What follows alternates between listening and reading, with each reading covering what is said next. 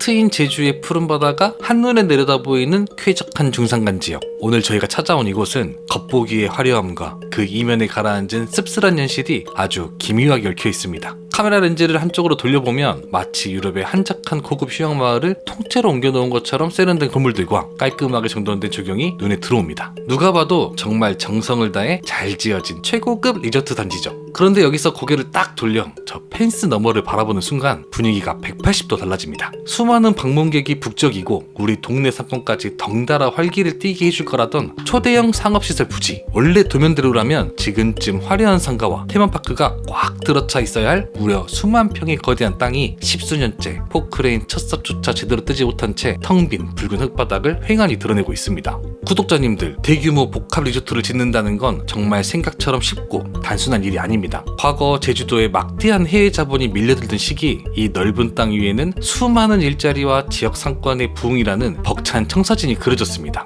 하지만 화려하게 시작됐던 그 거대한 꿈의 절반은 지금 조용히 멈춰서 있습니다. 엄청난 자본이 밀물처럼 들어왔다가 어느새 잠잠해진 지금, 제주의 금싸라기 땅들은 왜 이렇게 화려함과 정막으로 반씩 쪼개져 버린 걸까요? 오늘 오지는 오진다는 멈춰버린 제주의 시간, 그 씁쓸한 현장 속으로 직접 들어가 봅니다.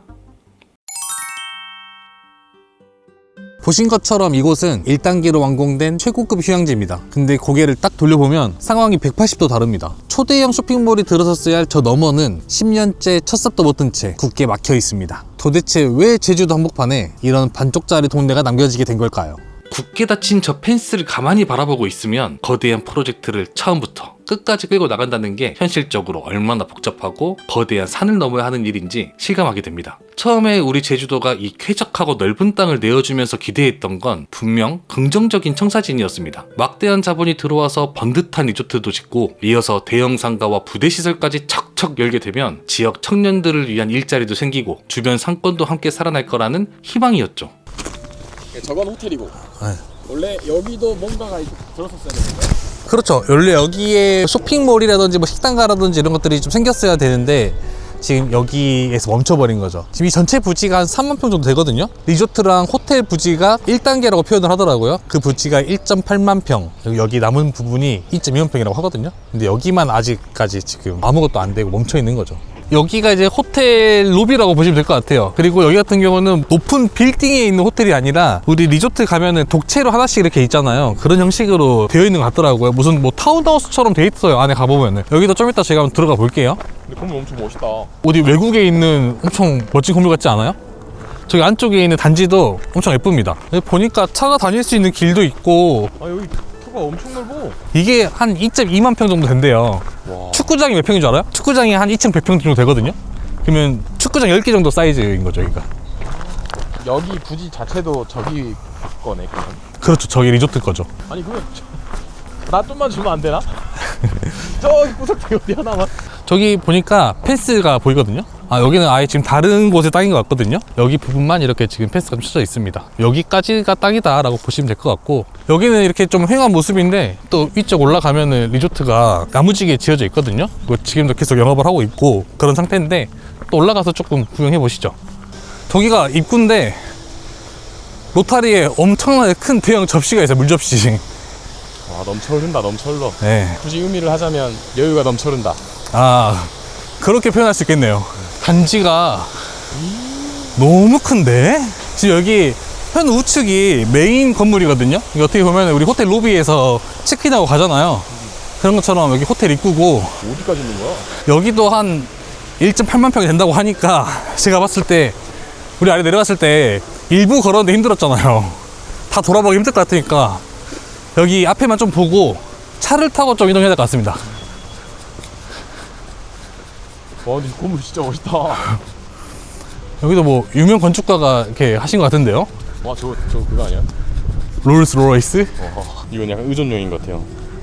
아, 호텔 전용 차일 수도 있겠네요, 진짜. 지금 이렇게 동그랗게 길이 있거든요, 쭉. 지금 차가 다니고 있는데 우리도 여기를 걸어서 가기에는 너무 면적이 크니까 차 타고 한번 빨리 쭉 보여드리는 게 나을 것 같아.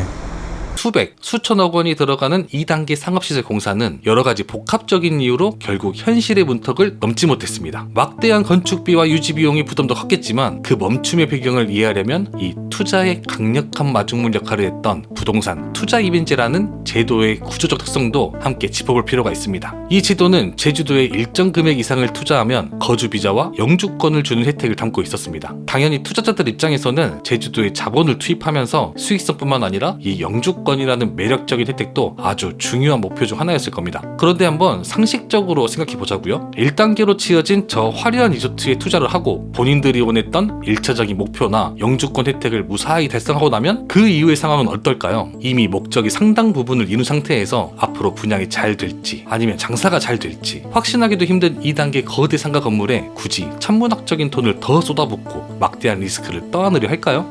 투자자들이 일부러 안 짓고 제주도를 기만했다는 뜻이 절대 아닙니다. 다만 이렇게 거대한 사업을 끝까지 완성하게 만들 만한 유인책, 즉 추가 자금 투입의 동력이 1단계 완공 시점에서 크게 떨어질 수밖에 없는 구조적인 요인들이 공사가 멈춰서는데 여러 가지 큰 영향 중 하나로 작용했을 수 있다는 겁니다. 결국 지역사회를 살찌울 거라 믿었던 이 엄청난 부지는 여러 경제적 딜레마와 투자의 한계치 앞에서 더 이상 앞으로 나아가지 못하고 조용히 숨을 고르고 있습니다.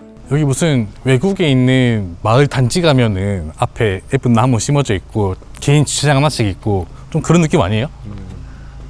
외국 가면은 저런 집에 살고 싶다 했던 그런 느낌의 집들이 지금 쫙 깔려 있습니다. 근데 여기만 있는 게 아니라 저 위쪽까지 해가지고 몇 톤지도 모르겠어요. 엄청 많이 있어요. 7012용 오면 한 7,000개는 아니겠죠? 일정은 아니겠죠? 근데 이쁘긴 하다. 이쁘긴 해요. 그리고 지금 이쪽 라인은 다 똑같이 생겼지만 또 저기 위쪽에 올라가면은 뭐 2층 집도 있고 더 조그만 집도 있고 그러더라고요. 투자 금액에 따라 이게 크게 다르지 않나 라는 생각이 들거든요. 노래도 나온다. 가로등에서 노래도 나오네요. 좋긴 하다. 저희가 지금 바다죠? 원래 바다가 보여야 되는데 오늘 미세먼지가 싹 가려가지고 안 보입니다. 그럼 여기서 바라보는 풍경은 사실 오션뷰네. 그렇죠. 오션뷰죠, 오션뷰. 그래서 여기서 점점 올라갈수록 더 잘 보이는 거죠, 저 바다가. 그래서 저기 맨 끝에 보시면 저기는 2층 집이거든요. 저기 2층에서 바라보는 풍경은 진짜 끝장날 것 같습니다. 여기가 그러니까 사람 사는 주택 단지는 아니고 리조트, 호텔 앤 리조트라고 보시면 될 것 같아요. 근데 아까 제가 차 타고 한번 삥 돌아보니까 일반 차량들이 굉장히 많이 서 있더라고요. 그래서 여기를 뭐 분양을 받으셨거나 아니면 전세로 들어와 살고 계신 것 같거든요. 제가 무주 리조트를 좀 이렇게 스키 타러 다녀보면은 거기도 한 동 자체는 전세로 내주는 경우도 있다고 하더라고요. 아니 사람이 한 명이 없냐? 조용합니다. 안 사나? 이게 여기 라인은 사실 분 안 계시는 것 같고 숙박객들만 받는 것 같아요. 근데 오늘 아무래도 평일이잖아요. 평일이라 그럴까요? 아무튼 네, 그렇습니다. 사람 하나 없이 조용한 하지만 엄청나게 화려한 건물들 사이를 걷다 보면 문득 한 가지 근본적인 생각이 머리를 스칩니다. 이 멈춰버린 빈 땅을 보면서 우리 도민들이 느끼는 이 먹먹한 감정은 단순히 계획했던 상가 건물이 안 들어와서 돈을 못 벌었다는 1차원적인 문제가 아닙니다. 제주의 가장 아름답고 소중한 자연을 흔쾌히 내어줬는데 그 개발의 과실이 도민들에게 골고루 돌아오기는커녕 수만 평의 부지가 저렇게 이러지도 저러지도 못한 채 묶여버린 현실 자체가 답답한 거죠. 하지만 구독자님들, 여기서 시점을 한번 싹 뒤집어서 역으로 상상해 보겠습니다. 만약에 애초 계획했던 대로 자금이 끊기지 않고 끝까지 투입돼서 입이 떡 벌어지는 명품 쇼핑몰을 짓고 럭셔리한 테마파크를 도면 그대로 100% 완벽하게 완성했다고 쳐봅시다. 매일 밤 불빛이 번쩍번쩍하고 엄청나게 화려한 거리가 됐겠죠. 그럼 그때는 우리 도민들의 살림살이도 저 화려한 불빛만큼이나 환하고 따뜻해졌을까요? 어쩌면 평범하게 살아가는 우리 도민들의 일상과는 전혀 상관없이 엄청나게 비싼 물가를 척척 감당할 수 있는 일부 특권층과 외부 관광객들만 온전히 누리는 말 그대로 그들만의 세상이 제주도 한복판에 하나 더 떡하니 생겨난 것은 아니었을까요? 2단계 사업이 멈춰서서 짓담한 것도 분명 지역의 뼈아픈 손실이지만 저게 계획대로 완벽하게 다 지어졌다 한들 과연 그 거대한 화려함 속에서 우리가 진짜로 함께 웃을 수 있었을지 한 번쯤 차분하게 돌아봐야 할 지점입니다. 여기서 우리는 한 가지 근본적인 질문을 던져봐야 됩니다. 만약 외국 자본이 약속대로 저 빈 땅에 어마어마한 돈을 쏟아부어서 초대형 럭셔리 타운을 100% 완공했다면 제주는 무조건 행복해졌을까요? 우리 도민들의 삶은 더 나아졌을까요? 당장 이웃나라 일본만 봐도 답이 나옵니다. 일본 홋카이도 같은 경우는 100% 외국 자본으로 단지가 조성이 됐는데 실제로 완성이 되고 나서 현지인들은 거기 물가가 너무 많이 올라가지고 뭐 라면 한 그릇에 3만 원, 4만 원 주고 사 먹어야 되니까 더 이상 그걸 살 수가 없는 거예요. 그래서 너무 아이러니하게도 완공이 됐지만 거기 현지인분들은 그 물가를 못 버티고 그것을 떠났다고 합니다. 그래서 이렇게 비어있는 것도 문제가 되지만 꼭 완공이 된다고 이게 성공한 거냐? 라는 또 질문을 던져보기도 해야 될 것 같아요. 일본 홋카이도에 가면 니세코라는 세계적인 아주 유명한 스키장이 있죠. 눈의 질이 워낙 좋아서 전 세계의 돈 많은 관광객들이 매년 끊임없이 몰려드는 곳입니다. 거대한 외국 자본이 막힘없이 들어와서 동네 전체의 상가와 인프라를 외국인들의 눈높이에 맞춰 초호화로 싹 다 바꿔놨습니다. 투자가 중간에 멈춰버린 이곳 제주와는 달리 거긴 아주 자본이 끝까지 투입돼서 그림 같은 타운이 완성된 셈입니다. 그런데 가장 큰 부작용은 그 화려함 속에서 묵묵히 일상을 살아가던 현지 주민들의 삶이 통째로 흔들렸다는 겁니다. 동네 전체의 물가가 철저하게 지갑이 두둑한 외국인 관광객들에게 맞춰져 버렸습니다. 동네 식당에서 평범하게 라면 한 그릇 사 먹으려 해도 우리 돈으로 약 17,000원이 훌쩍 넘는 2,000엔을 넘게 내야 합니다. 일본 평균 물가를 생각하면 도저히 현지인들이 밥 한 끼 마음 편히 사 먹기 힘든 기형적인 수준이죠. 심지어 지자체에서는 고급 호텔 투숙객들에게 하룻밤에 2,000엔씩 숙박세까지 걷기 시작했습니다. 결국 평생 그 동네에 털을 잡고 살아왔던 원주민들은 이 미친듯이 치솟는 생활 물가와 비싼 임대료를 도저히 감당할 수가 없어서 울며 겨자 먹기로 정든 고향을 떠나 외곽으로 다 쫓겨나는 일들이 벌어지고 있습니다. 투자의 동력을 잃고 어쩔 수 없이 멈춰선 빈 공터를 안고 살 것이냐, 아니면 막대한 자본이 동네를 완벽하게 장악해서 정작 원래 살던 도민들은 다 밀려나는 화려한 그들만의 무대를 만들 것이냐. 제주도의 미래를 치열하게 고민해야 할 우리에게 이 두 가지 참담한 딜레마는 정말 무겁고 날카로운 경고를 던져주고 있습니다. 어쩌다가 이 제주도 금싸라기 땅이 이렇게 됐는지 좀 안타까운 느낌이 들고, 부동산 투자 이민 제도가 27년 12월 말일까지 연장이 됐다고 하거든요. 그렇게 됐다고 했을 때 만약에 저 2단계 공사도 완공이 될지, 또 완공이 된다고 하더라도 우리 제주 도민들에게 얼마나 이득이 갈지 좀 의문이 듭니다. 화려함과 방치가 공존하는 이 씁쓸한 현장, 구독자 여러분들의 생각은 어떠신지 댓글로 남겨주세요.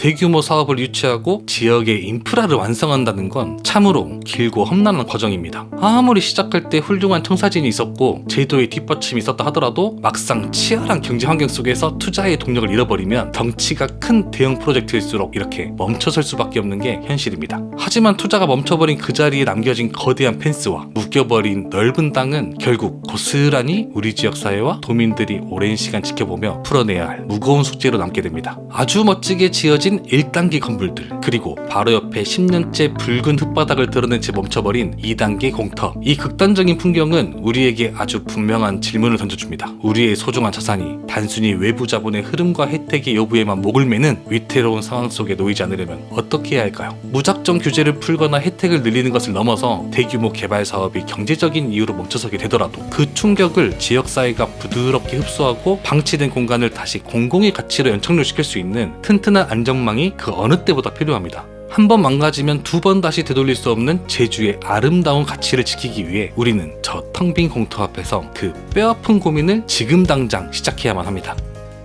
근데 여러분, 부탁 하나 있는데 좀 말씀드려도 될까요? 그 구독도 너무 감사드리고, 그 구독 바로 옆에 종 모양 알림 설정이 있어요. 그 버튼을 누르셔야 저희가 영상이 딱 올라가면은 바로바로 보실 수 있습니다.